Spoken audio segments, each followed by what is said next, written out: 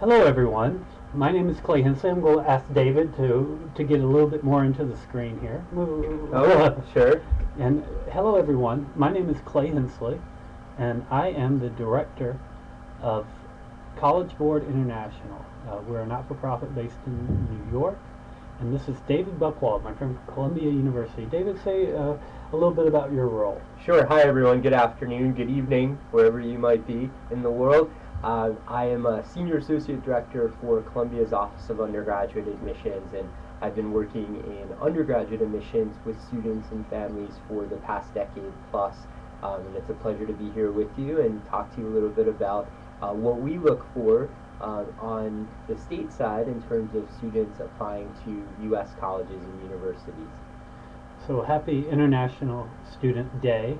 We're very pleased to collaborate with our partners at College Week Live and with Education USA. The College Board has been a long partner of the U.S. Department of State's efforts to promote U.S. study to international students. We're a membership association, the College Board is, started in 1900, and Columbia is among our oldest members, so we're very pleased to have a representative from one of our oldest members here today to help advise you on why universities in the U.S. are so eager to have international students and how you can best navigate our processes to get to the U.S. and to take advantage of great opportunities in the U.S. So with that, I would like to start our slideshow. Today's presentation will include a timeline to prepare for study in the U.S. We're going to talk about how you can best get started, things that you can be doing now to prepare for getting into the best universities in the world. We're going to talk about factors to consider when choosing a university. We have some College Board resources that we would like to highlight. Certainly our resources are not the only ones you can use, but we think that they're a good standard to start with. Our Big Future college planning website, and we'll talk a little bit about programs that you may or may not be familiar with, like the SAT, that can help guide your choices and that are used by most universities in the U.S. And then we'll talk a little bit about what to do next as you prepare, once you've been accepted, as you prepare to leave and go to the U.S. and start the adventure of a higher education experience. Does that sound great? That sounds like a terrific plan. So here's an outline of preparing for study in the U.S. We start with searching.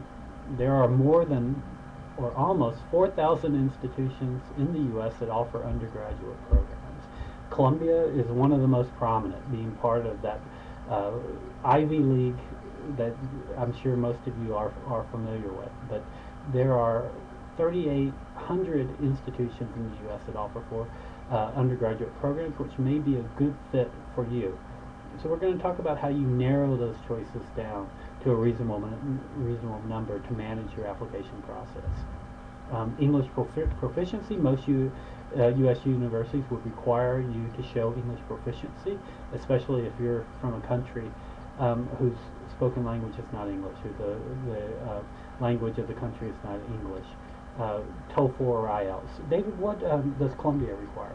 Sure. Our requirements can vary depending on your language of instruction at your current high school, and so if your instruction is in English, our language of instruction at Columbia and obviously at United States institutions, often most students may not have that proficiency requirement. It might still be great for a student who's not a native speaker to maybe complete or take some of those proficiency exams to show that they are ready for the rigors of the rapid fire conversation that happens in our classrooms. But for students who are not necessarily instructed in English in their current high school, and English is not the first language, we will require scores from either the TOEFL or the IELTS. Some other institutions may offer the opportunity to submit other English language proficiency exams as well. Well, and that ability to communicate in English, to converse, to engage in discussion in the classroom is key to the U.S. style of higher education. Absolutely. It's extremely important at a place like Columbia. Oh yes, I mean we have a curriculum, our philosophy of education is based on small discussion-based classes, and we look for international students to bring their voice, to bring their perspectives, and we want students to be comfortable and be successful, and that's what most institutions would look for with that requirement, that you are not only capable of doing an assignment or writing a paper or preparing for an exam, but that you can contribute to the academic life in the classroom, in the laboratory, and so forth. And with that, and we'll talk more about this throughout the presentation, but what are some of the factors? And so courses, the academic record that you're submitting is extremely important to most U.S. universities. We highlight here AP courses and exams because the idea of rigorous coursework, your ability, showing evidence that you have challenged yourself with high academic standards are very important. How does Columbia look at that? That's right. We absolutely, I mean, in our case, and we represent kind of a number of schools in the United States that you may be looking at that are among the more highly selected, and we look for students who've really taken advantage of opportunities for more rigorous course selection. In many cases, even around the world, that could be advanced placement. Sometimes and occasionally those are other curriculums or choices within your curriculum that really allow you to challenge yourself. And we look for that as a indicative or predictive of what you might do with the rigor and the resources that we would offer you on our campuses here in the United States. You'd also need to take usually an admission test, and Columbia is one of the universities in the U.S. that would require a test like the SAT. Even SAT subject tests, I believe, are necessary. That's right. So we require of applicants the SAT, or some students may take the ACT, which is another option. In addition to the SAT, we require 2 subject exams, and those will vary.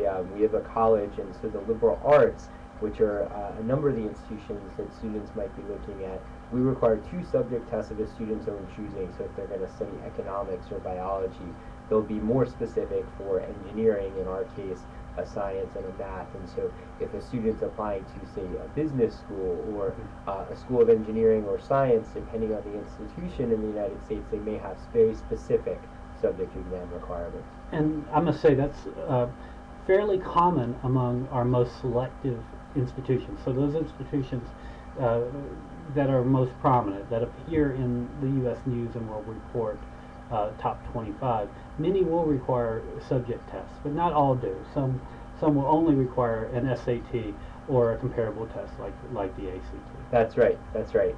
And even some, depending on the institution, may be flexible in looking at your academic record and only require your academic record plus local tests. But that a theme throughout this presentation, I think, David, is that among those 4,000 options that students may have in the U.S., they're all different. They're all unique. There's some core values in terms of that liberal arts model, but students need to look at where they're applying, and to help them navigate, we'll need to look at their requirements of each individual institution. That's right, and I think in our presentation today, and with some of the questions we see coming in, we're going to start to take a look at those too and be very interactive with you all. But you'll notice that very different requirements may exist at different institutions, and different institutions may offer curricular opportunities that are unique to their institution. Some institutions may be very famous for particular majors, and we will discuss how you might, as an individual student, find a good match for you and select or craft a list of schools that might be of a good fit for you to apply to. And then we're going to talk about developing a financial aid plan.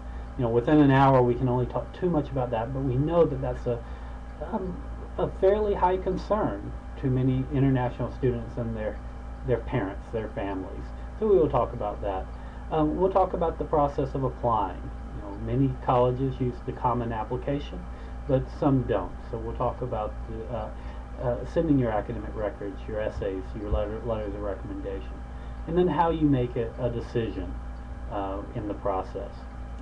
We use, among the first categories, the searching, we recommend that that begins 2 years before. I hope all of you are in, 10th, maybe 11th grade, and not in the 12th grade, because you're getting close to deadlines right now. I think Columbia's deadline just passed. We just had an early decision deadline, right. but we do have a regular one that comes up in January, and it is never too late to think about applying if that means for taking a gap year and applying the next year or something of that. But and then so making that decision when you receive your the decision, which typically comes with sometime between March and May 1st, universities contact you regarding their decision, and then you have the task of weighing those options and deciding which one is best for you for those next 4 years, what you will be doing in your undergraduate career, and if you plan to go to grad school, that may be part of the decision making as well. Which school do you think will be best for your future? And then applying for a passport and a visa and preparing for studying in the U.S. that's right. So with that, let's move on.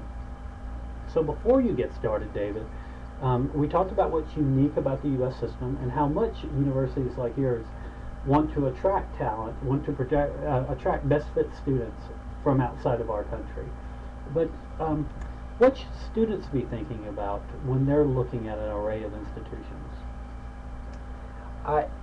Certainly a lot about themselves, and it's one of the first times I think in a student's life, and possibly in our lives in general, where we really get to think about what it is that we want, and who are we in terms of figuring out what those choices might be for university education.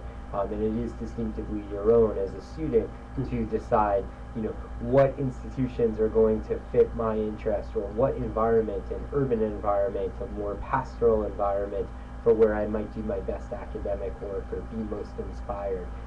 So what kind of person are you? What are your interests? I think those might relate to making matches in terms of in the United States, if you're doing your research as a prospective student, you'll find college X might be known for this kind of personality or this kind of culture, a culture of questioning or a culture of activism, while another school, equally wonderful and possibly also very compelling for the same academic major, might be known for being a culture that rallies around their athletic teams and really creates a lot of spirit associated with that. And so thinking about kind of who you are, are you the kind of student that really gets excited when your entire school is celebrating a tradition that's important to them? That might make you a fit for that school with lots of traditions. Are you someone who really wants to be in an environment where constant questioning or engagement on particular issues that are important to you is part of a culture and an everyday life?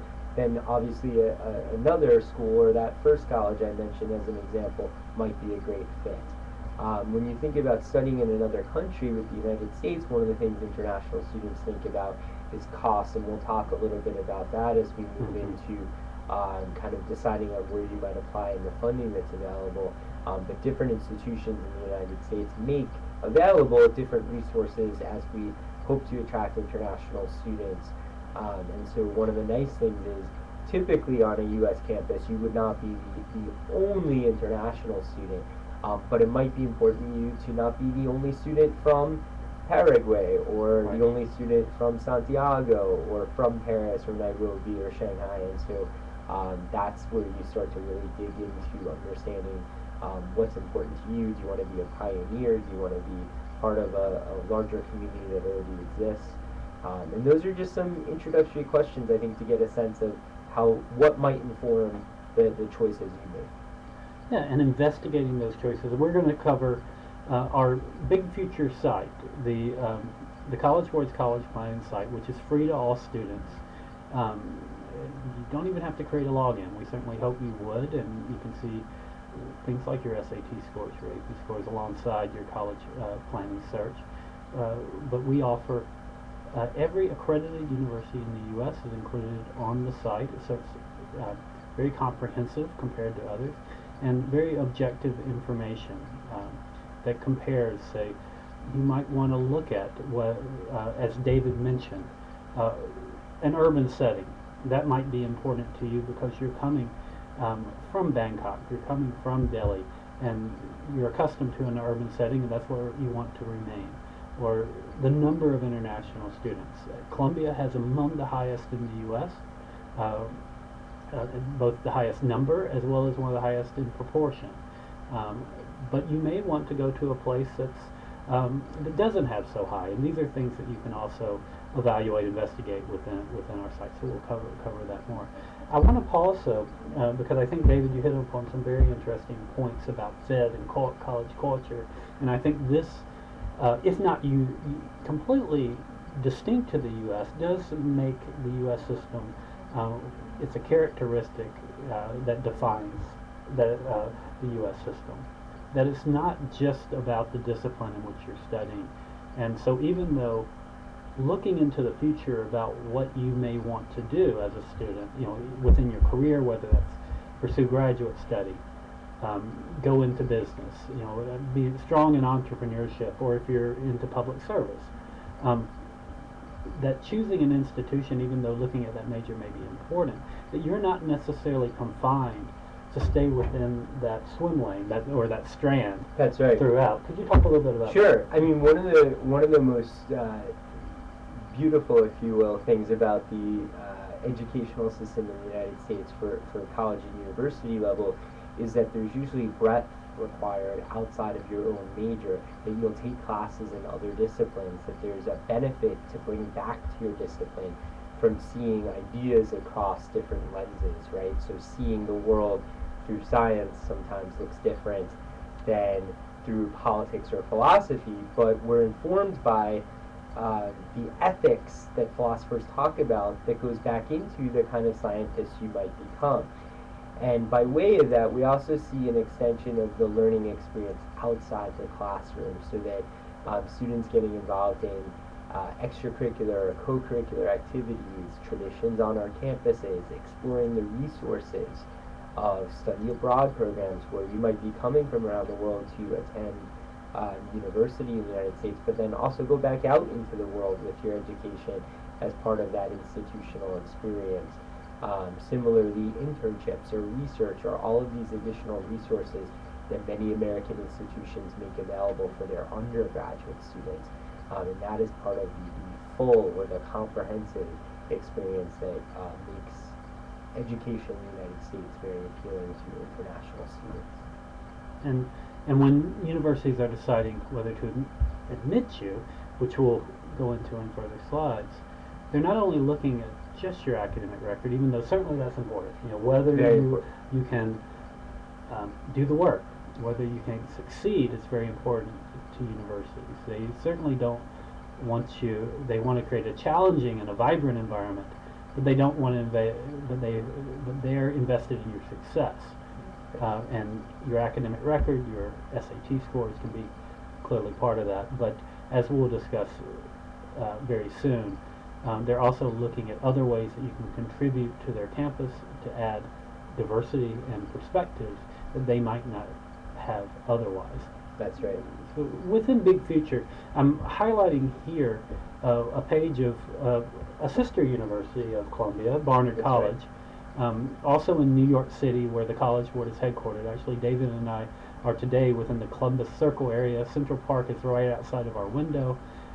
If you can see the sunlight coming in from the window just over here. We are in the afternoon. Exactly, and with NYU and Columbia and Fordham and other great institutions within the city, New York probably draws as many international students as anywhere in the world, I would say. That's right. But the U.S. is a very big country, and it's a very diverse country. And what we offer on our site is a chance for you to explore, to investigate options throughout the U.S. and increasingly even in places like Canada and the U.K. and New Zealand and Australia and Singapore. But let's focus today on the U.S. And you can search by region. You can search by major. You could search by the college culture or academic environment. Size of the institution is very important. Tuition range, or whether the university gives need-based financial aid to international students.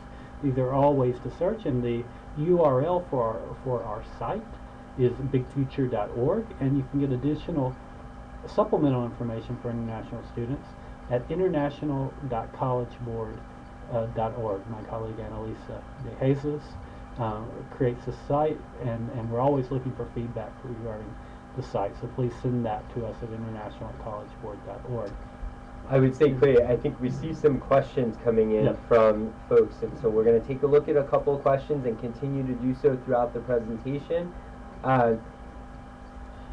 We're getting a sense, I see, so questions about testing and why testing is important for admission in the United States.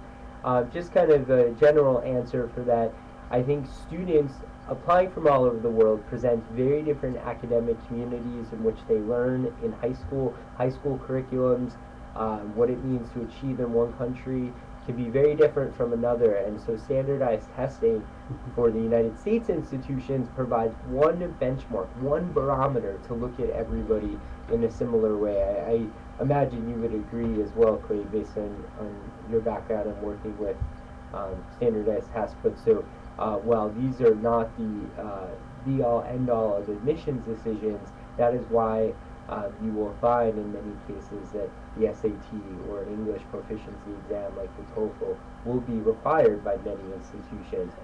Exactly, and in terms of, we mentioned that how the U.S. is unique, and beyond, one thing is that even though something like the SAT, I saw a question, from Mr. Rashid regarding why the SAT is necessary, why it's required, and that it is developed so it's unique to the U.S. system, that it can provide universities information that's predictive of success in the U.S. environment. But as David said, it's not the only factor that you would look at. By no means. Sometimes you will hear the word holistic used, and certainly Colombia follows a holistic process. And right. What we mean, well, I'll let David talk more about Sure. what that means. In the case of Colombia and a lot of our peer schools, we have many candidates who apply each year, much larger in terms of the volume of candidates than we have spaces for in the volume of our freshman class or transfer class or what have you. So we do first an academic review, as you might expect, where we're looking at your exam results, your predicted grades, your actual grades, depending on your school system. If your performance is based on one national exam, if it's based on a series of checks internally at school, we look at all of that along with the standardized tests for the United States institutions that you will take, like the SAT. And essentially what that gives us is, your potential to do the work. In addition, we'll ask often, in many schools like Columbia will do this, we'll ask for recommendations often from your school to understand day in, day out what you're like in the classroom. Now that is one part of the review, but we're still left with so many great candidates. So to narrow students down or make more discerning choices for a college, that's when we'll start to look at everything else, and we'll cover this a little bit later, but essays, you may have heard of extracurricular involvement as being important. The actual application that a student fills out, their fit or their match for an institution and such. And so those are all things that we look at as extra layers, and we don't look at them with a formula. So in many parts of the world, you would just take a test, and that would be the achievement on that test would be the sole basis for your offer of enrollment at an institution. And the wonderful part about the system in the U.S. is that we look at so many different factors to give a student a chance to shine in different ways beyond just one exam. So there are multiple variables, which lead to multiple opportunities for you to showcase talent. And based on some of the questions that I saw, it doesn't mean that you shouldn't do well on your arbiter, on your Danawyama, on your Gaokao. That these may be considered within the process. Things like the SAT and perhaps other assessments provide that global benchmark, so that you're fairly considered against a worldwide group of students that, in a way, you're competing against. But again, I want to go back to choosing a college. With those 3,800 options that you have, there's likely a very good fit in the U.S. for you. It's just finding where that college would be. And so, does the university offer a degree in the area that you would like to study, whether it's nanotechnology or world literature? What are their admission requirements is important. You might want to look for the more flexible, test-flexible environments, especially if you didn't do as well on the SAT as you would have hoped. Is housing available on campus? What is the total cost of tuition, fees, and living expenses? We talked a little bit about that, but Big Future is where is a place where you can look and compare tuition costs as well as how much financial aid is typically given for international students. That's very important. One thing I would just say about that, and we'll talk about financial aid in a few moments, but there's a sticker price, which is that overall figure of tuition and room and board and fees and travel expenses and healthcare and all of that together, very expensive. However, often financial aid and scholarships can bring that cost way down, and that's an important stressor or a point to leave you with today in terms of the American system. And depending on the institution, there is money available for international students. Many times you have to apply for that scholarship or financial aid resource up front, and we'll talk a little bit about how that can happen. So if you see a price at first and you think that's very, very high, that is not necessarily the total cost that an individual student will end up paying. There is support or resources to help bring that cost way down for qualified students. That's right. So costs to consider include, as David mentioned, tuition fees, room and board, books and supplies, your computers, transportation, and your personal expenses. We detail this in Big Future, and I saw a question earlier as well about whether our website, from Marlene Powell, whether our site indicates whether SAT or ACT is required, and indeed we do. That's whatever requirements are there, that is listed on the Big Future site, so you can compare that way. Moving on from financial aid, this is where, on this page, I'm highlighting another school in the Northeast, Mount Holyoke, a small school in South Hadley, Massachusetts, where we detail how much financial aid is given to international students. So the tuition and fees for a student living on campus is at Mount Holyoke is around $41,000. Room and board on top of that is estimated at being $12,000. Mount Holyoke is one of the more generous of the small schools of liberal arts colleges in the U.S., more generous toward international students. They gave more than $17 million last year to approximately 500 international students, 485 to be exact.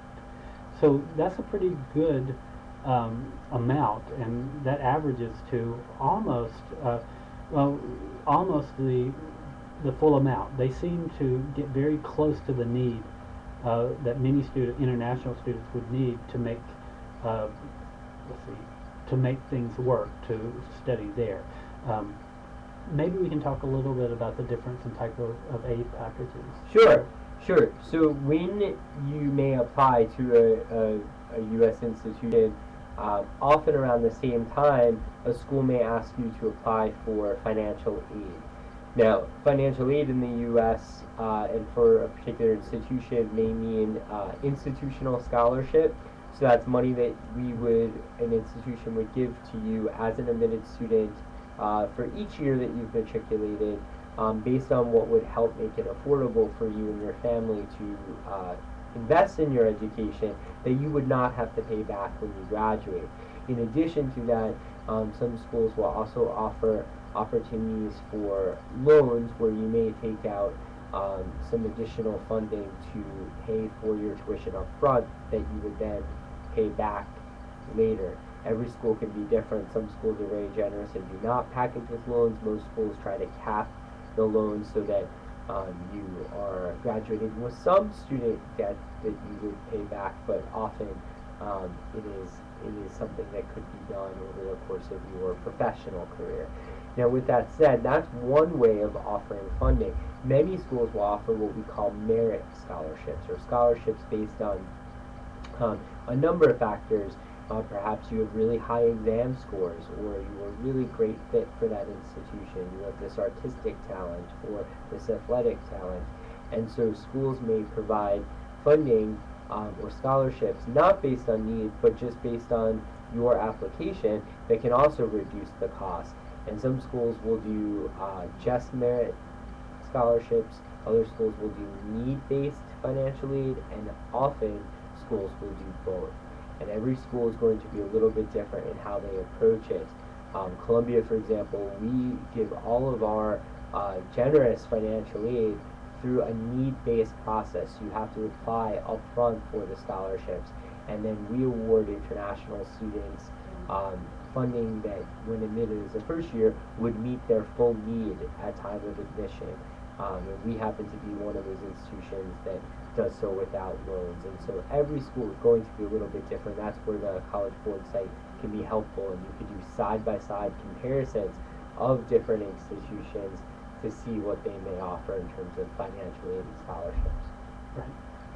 And more and more universities in the U.S. are allocating aid, are giving more money to students like you. However, it's extremely competitive. We don't want to downplay That's right. that. So it's not easy. Certainly, it's easier to come to the U.S. if you have funding either from your home country, and we're also seeing a trend that increasingly the countries in which you may be living, Saudi Arabia, Thailand, even China, are offering scholarships that they give that can be used for study in the U.S. So these are options for you to explore as well. Let's talk a little bit now about those factors in admission. So we talked about how the U.S. is a bit unique from most countries, and how multivariable, how many variables come into play, not just a single test score and not just academic merit, but other factors come into play. At Columbia, could you go into more detail about some of the things you're looking at? Sure. We're going to look at, as you look at the primary factors, some of which I had already mentioned a bit earlier, but the quality, the rigor of the academic courses, not every school is this way, but your school may offer you a choice of a more rigorous track, right, that's more challenging than maybe a track that most students are on, and we look to see, have you taken advantage of some of those more rigorous options? And so that's important to us. Obviously, how you do in those courses is very important in terms of giving us a predictive sense of how you might do, how you may fare in our challenging curriculums on our campus, because we'd like to admit you, be able to see you persist and graduate from our institutions. Test scores are another area in which we're going to look. And those can be a variety of different exams, even beyond the SAT and the subject test, for example. The additional factors that we may look at, this is certainly different. When I talk to international students, I just spent about 2.5 weeks in South Asia. Lots of questions about essays, lots of questions about what do extracurriculars mean and which ones are you looking for from your institutional perspective. So let's talk about some of these factors a little bit. The personal statement or the essay. On the Common Application, that is one of 5 different questions in which you have up to about 650 words, I believe, if I'm not mistaken, to execute a statement that gives a sense of who you are or who you might be in college or beyond. And really those prompts are designed to hear from you. And it's a little bit different than responding to a question, say, in your history class where you're listing facts. You have to think about who you are, and those facts are about you and what you value. And so that can be challenging for students, both here stateside and domestically or around the world, because it's a different way of sharing a bit about yourself than perhaps you've done in the past. It's both formal in that it should be well written, it should be edited, it should be a narrative that makes sense, that tells a story, has a beginning, a middle, and an end. But it's personal, and so it should come from you. It is funny if you're funny. Maybe it's not funny if you're not funny. I wouldn't write a funny essay. I'm not that funny intentionally. It could be a sense of what it is you want to study and why, and it also can be even just a small snapshot of what you value or what you hope to bring to your academic studies. And I think that personal statement or essay is often the part that's most misunderstood. Mm-hmm. But and even though in the U.S. we have these multiple variables, we have these multiple opportunities for you to, again, showcase talents or showcase ways in which you will contribute to that university's environment. But often the personal statement is what can bring everything together.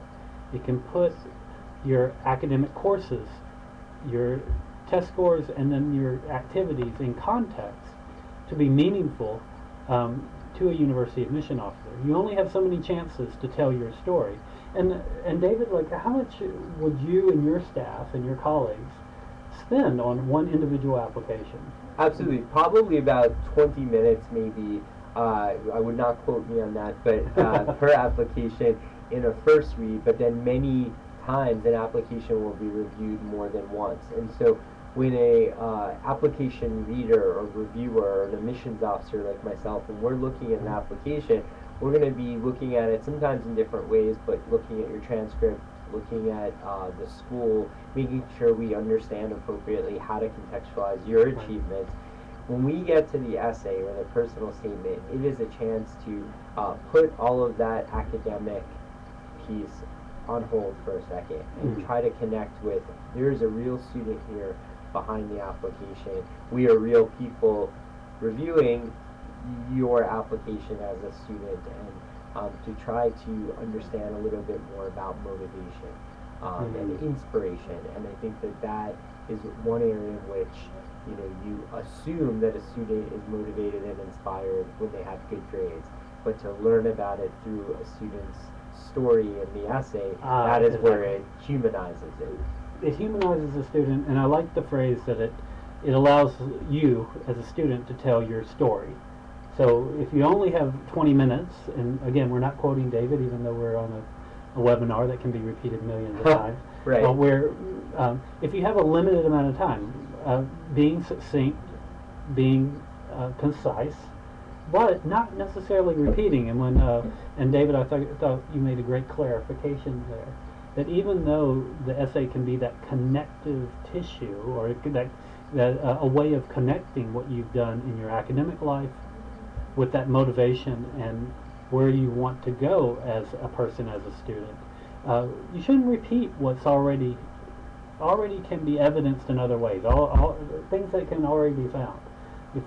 There's no reason to repeat your perfect SAT score if David's going to find that already in another spot. That's right. You want to use that real estate. You want to use that unique opportunity to showcase something else. David, could you talk a little bit maybe about letters of recommendation? I believe are pretty self-explanatory, but Right. maybe for those that aren't used to that in that system, can you talk about that? Sure. Many schools may require actually one recommendation, often from the school. If you have a counselor or an administrator or whoever might help you with applications to U.S. institutions, often it comes from that person. Some schools may ask for academic recommendations, and those typically want to be able to get at what it is you're like day in, day out in the classroom, and that can be really important to, again, humanizing who you might be, not for one exam over a few hours, but also day in, day out on our campus. The other pieces, I know, to keep us moving along, of the additional factors, when we ask about your activities or your interests or your interest in an institution, oftentimes there isn't a right answer. The right answer is your answer.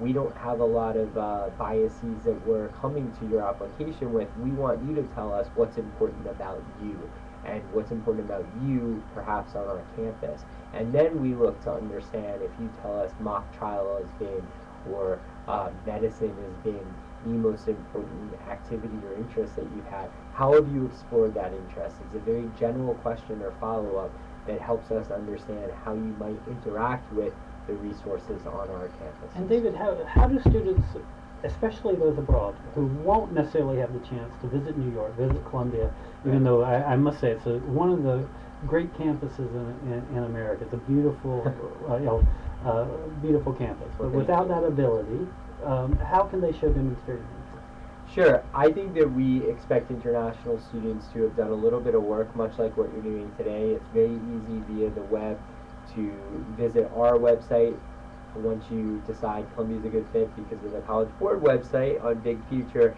Then you might follow the link that they provide you to go to our site, or Barnard College's site, or New York University's site, and Mount Holyoke, and be able to learn a little bit more about those institutions. A lot of our sites have virtual tours.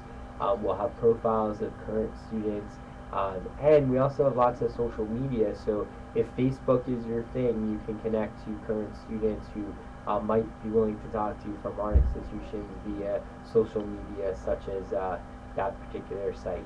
But when you're considering admission, how does a student, is that important to Columbia? It is. In our case, it's expected that you can at least give us an idea of how you think you would utilize our resources. So, for example, we have another very famous peer school that has a very different style of education with no kind of requirements and what they often will call an open curriculum. We're an institution that I wouldn't say we're the opposite, because our curriculum is not by no means closed. You can study a lot of what you want, lots of electives, but we're very famous for a series of small classes that all of our students take together. I would say it's important, if you're applying to Columbia, that you know about that and you could talk about why that style of education might be a good fit. The same token might be another university, say in Texas or California, that's really known for petroleum engineering or environmental conservation, and that's why you're applying to the school. To know something about that program speaks a lot about your actual interest in the institution, and that's part of that second factor, or second set of requirements or evaluative tools that universities look at.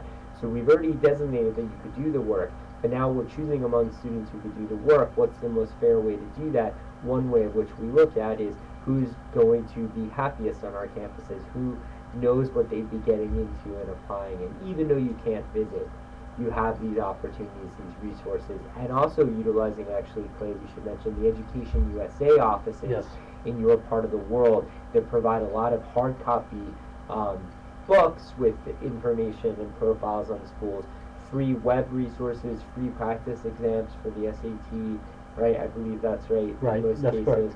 And seminars, so colleges will come to you even where you are in the world. I was just in 7 different cities in India, and I got to visit Colombo, Sri Lanka for the first time, and so chances are a lot of institutions may come your way, and that's another chance to connect in person if possible. Great.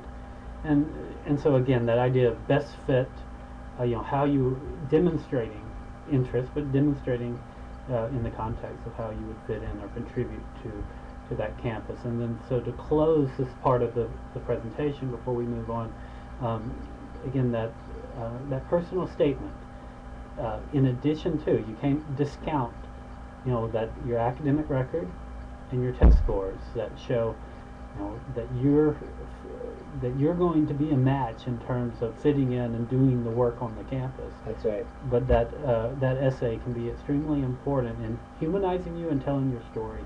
There's a great video on William and Mary's site, a college in Virginia, public university, that I encourage all of you to look up. It's on their YouTube page that covers the essay. And one phrase that's used that I typically like to quote is that you're not telling a story about who you are, but who you want to become. That's what often colleges are looking at, who you want to become. That's right. Admission testing for U.S. colleges. So as we move ahead, most four-year colleges and universities in the U.S. do require students to take an admission test, the SAT being, an SAT subject test being among the most prominent. You can register well in advance to guarantee a testing spot. We, the College Board, provide opportunities to test in more than 180 countries. So it's very likely that you have a test center relatively convenient to you. If not, please email international@collegeboard.org and we would be glad to answer your questions. Most institutions also, as David mentioned earlier, do require proof of English, TOEFL, IELTS, etc. I'm going to skip quickly through these slides so we can get to more of your questions. There are plenty of practice resources out there. We recognize that the SAT, the format, the questions, the type of questions might not be as familiar to you as you're taking the CBSE in India, or it's not the same as the Gaokao. It's looking for different things. It's looking for your critical thinking skills, your problem solving, your ability to reason and communicate clearly about topics. This is not the same for most systems. So how do you practice? Well, you can go to our site, sat.org/practice, and get many free resources. I also encourage you to sign up for our question of the day, which I get and frequently miss too many of the math questions. You can also get. We have that on our Twitter. Well, you feed could as well. take some practice tests on the College Board. That's right, and you can take. Well, we offer free practice tests. Here is a link to some of our resources. A big feature. There's some information about college planning and advanced placement, etc. Now we're going to move on, since we have about 15 minutes left, to talk about the actual process of applying. We encourage you to familiarize yourself with each college to which you're applying. If you don't need financial aid, what we typically recommend, and you should ask your Education USA advisor, or if you have a counselor, if you're lucky enough to have a counselor at your school, you should get their advice before ours. But we typically recommend for an international student applying to selected institutions, somewhere between 5 and 10 universities is what we recommend. If you need financial aid, you might up that a little bit, but one of the things is, depending on the more selective the institution, the chances are that there are more requirements for the application, and to put together compelling applications takes time. So it's a balancing act of how many more applications before you are diluting the time you can spend on each application and doing a good job. And so that can be different for each student, but a gut check tells me probably no more than about a dozen colleges. If you've selected good fits and a variety of schools, perhaps what counselors will refer to more on a target side, and perhaps some that are more of those reaches, so to speak. And between the common application and the universal application, these are networks of universities that about 450 colleges and universities in the U.S. That use the Common App as their online application form. That's right. Each institution may add supplemental questions or other essays to the application. That's right. The Common Application is great for those 450 universities because you apply to one as you perfect your application. You might have small supplemental questions for the other institutions, but really you're one application that you can send off to most of the schools you apply to. However, a lot of schools that are very popular that international students apply to may not be on the Common Application, either their own application form. All of the Ivy League institutions that we have a lot of overlap of our 8 schools, we are all on the Common Application, but one of our great peers, Massachusetts Institute of Technology, has their own application. The University of California system has its own application, and so you may look at other avenues for the other 3,500 or so institutions, not necessarily on the Common Application. Right, Georgetown as well, and even again there is supplemental information, but even the essay probably shouldn't be the same for each of those institutions when you apply. Is that right. the case? The personal statement can be, as long as you're not naming a specific institution, but the supplementary essay is one of our peer institutions. The University of Chicago is very famous for their essays, and they will ask essay questions very distinctive to their application And so what Clay is basically saying is there will be some writing that is very personalized. Why Columbia? Why the University of Pennsylvania? Why Vanderbilt? Obviously, those answers should look different from institution to institution as questions that will be on the application and evaluated by admissions officers.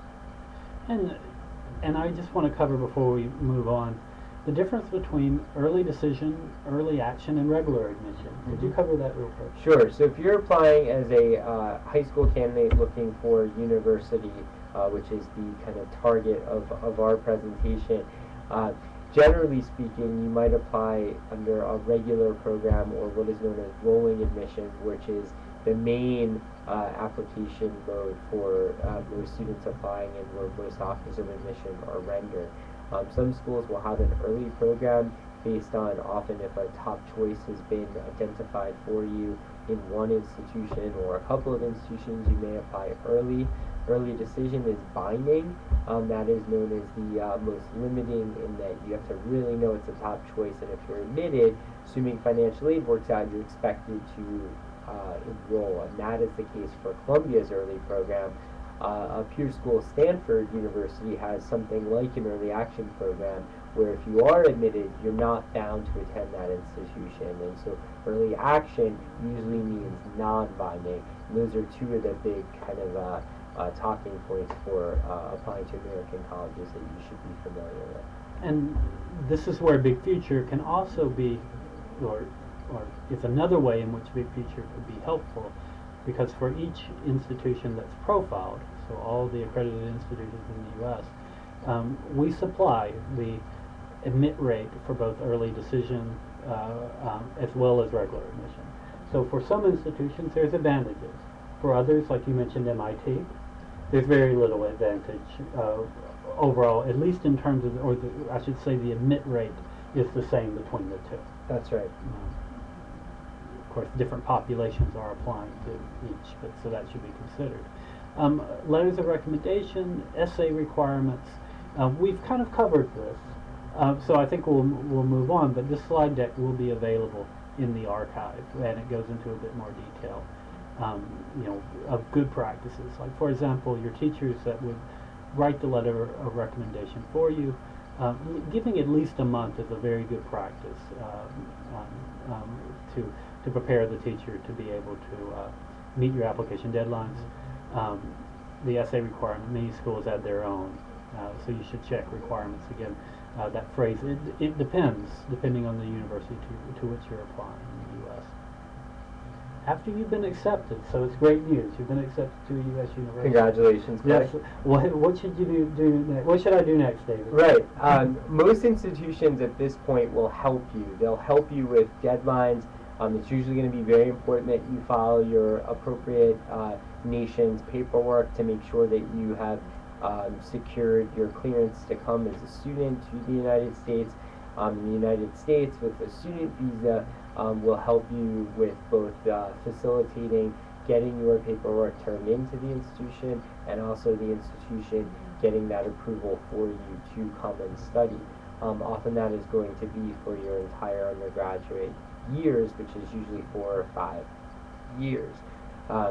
You will have appropriate health insurance or appropriate medical clearances, and then often will arrange your own transportation initially to get to campus. What some schools will do, though, is help that if they have their own international orientation program, so an opportunity to learn more about the institution over a period of time. They may help with reducing the cost of that airfare for you to attend. Sometimes those transportation methods can be factored into your financial aid so that you can afford to get to campus. A lot of those considerations will come in newsletters and communications directly from the institution to help you. But you'll think about if you decide on an institution in March, April, May, June, as soon as you do, you'll want to start to file that paperwork to move on to make sure that everything is set so that you can come as a student. Each year there are some students who wait, and they make it challenging for themselves and for their institution. So Clay, you should get all of your paperwork in early. And this is where we also want to promote our partners at Education USA.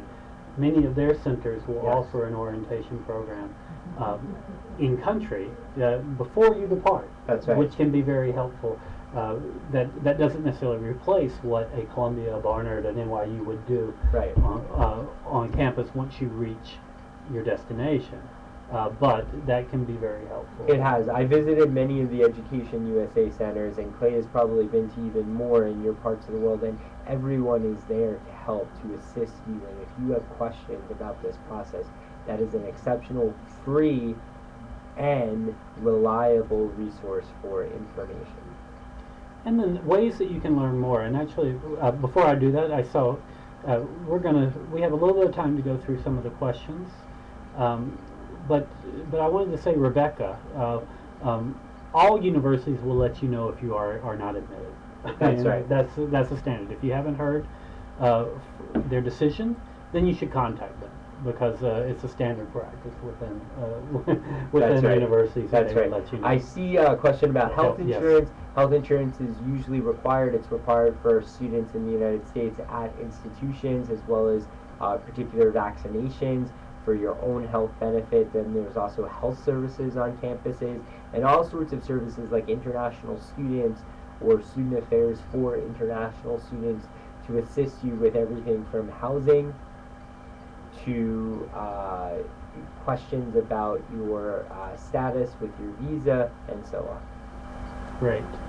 And then I'm going to cut somebody, Maria says that she can't hear us well, so I just cut the sound up. So I hope everybody's been able to hear us throughout. And so David, you've responded to Marlene. I see a few questions above if we want to. Right. Let me just say, and go on to our last slide, and we do have 6 minutes to cover Okay. questions. Okay. But ways to learn more. So we mentioned the Big Future website on collegeboard.org. We've mentioned the websites of places like Columbia University. That would be columbia.edu. Right. And through Big Future, we link to every university that has a profile, and that's what we encourage students to do, is go directly to their sites and explore more through the university's own sites.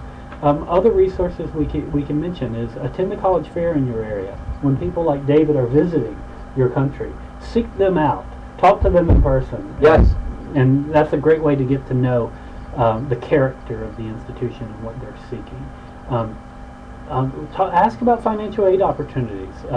Ask for clarification there. Talk to students in your country who may be alumni, or talk to folks in your country who may have been to that institution, or at the institution but are coming back home for, say, the break.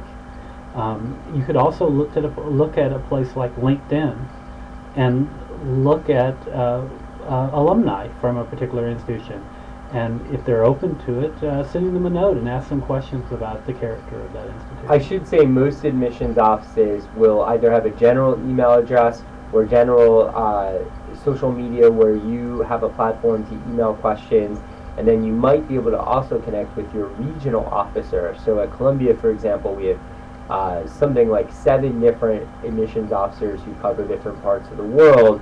So if you are from Pakistan, you can email me directly with your questions, and that becomes a great resource. And so here are a series of links that we'll close with. International.collegeboard.org, bigfuture.org. We mentioned SAT resources, sat.org/international. And then if you would like to know about the Advanced Placement Program, which is a great way to show the rigor of your academic experience and also get credit in placement, so that which can reduce the total cost of your degree in the U.S. exploreap.org. So with that, we've answered some questions, but Vanessa, you're asking about financial aid opportunities. On Big Future, if you click on international students on the left-hand navigation, you can look and see for each institution how much they give to international students for financial aid. What's important about that, though, is that is considering students that do not have a U.S. passport. So true international students, they're coming with a visa. Much more financial aid is available if you do have a passport, no matter where you live. David, maybe you could talk about that in terms of Colombia, about what's available for U.S. students versus not. Sure. So if you're a U.S. student or you have permanent residency, no matter where you live in the world, where you go to high school, we evaluate your candidacy for admission without regard to your financial need. So if you're a citizen of the world who's not a U.S. citizen or permanent residency, we may, in some cases, review should you apply for financial aid an application in a more competitive pool for a series of financial aid that we offer international students up to a particular budget. When we admit students, so we fund them in very similar ways. Now that's very specific to Colombia. Another institution down the road, what they might do is admit whoever they think are great, no matter what the citizenship is, but then only be able to offer financial aid to some of those students.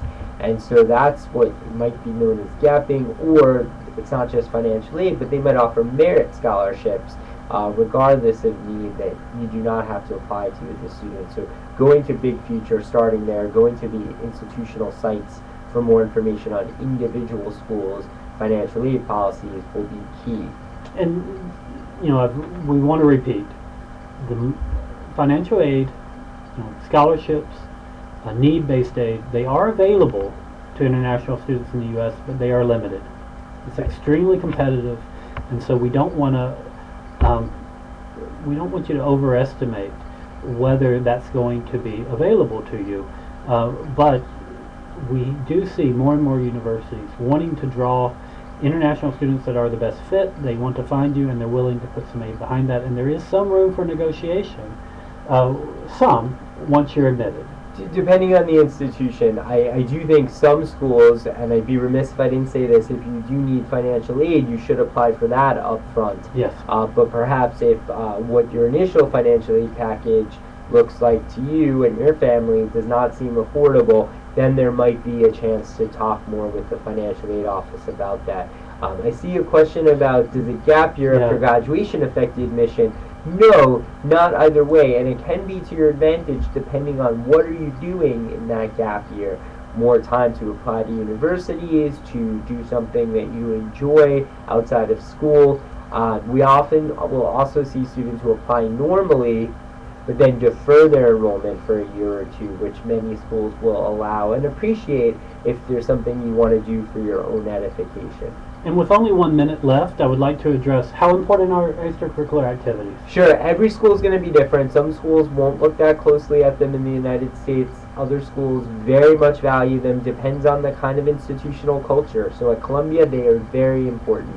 We want to get a feel for not will you be involved, how will you be involved on our campus, and partly we get to know that by what you're doing now. And those are not just activities in your school, but think broadly. If you're interested in computer science, are you learning code on your own or a computer science language? If you are a future engineer, are you tinkering and repairing parts of the house for your family?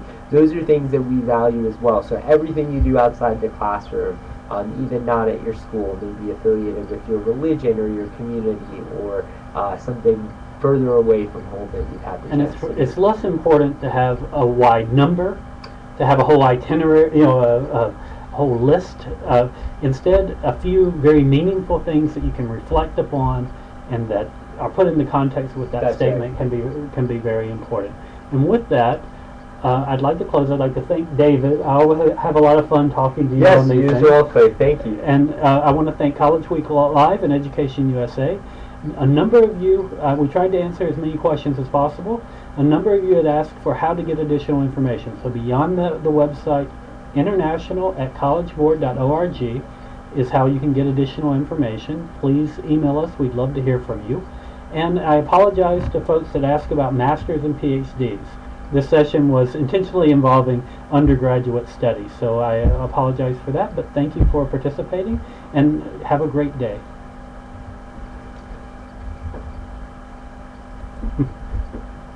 Great.